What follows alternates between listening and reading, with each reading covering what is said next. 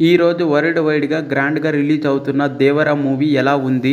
రాజమౌళితో cinema తీసిన తర్వాత next movie flop అవుతుందని సెంటిమెంట్ని బ్రేక్ చేసిందా? ఆచార్య లాంటి డిజాస్టర్ తర్వాత కొరటాలకి హిట్ దొరికిందా?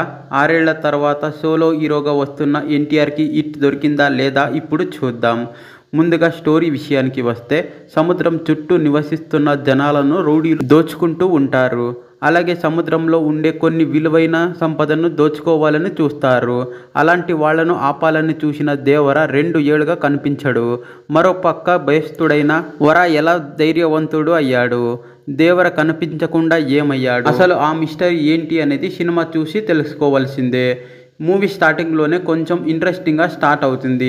అక్కడక్కడ కొంచెం స్లోగా, బోరింగ్గా అనిపిస్తుంది.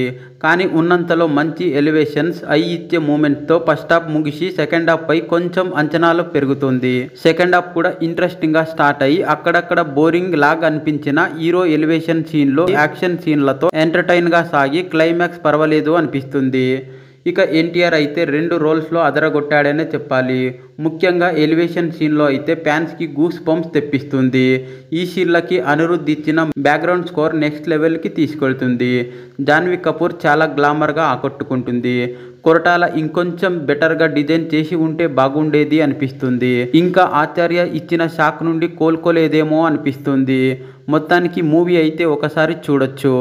ఎన్టీఆర్ ఫ్యాన్స్కి అయితే ఫుల్ మీల్స్ అనే చెప్పాలి.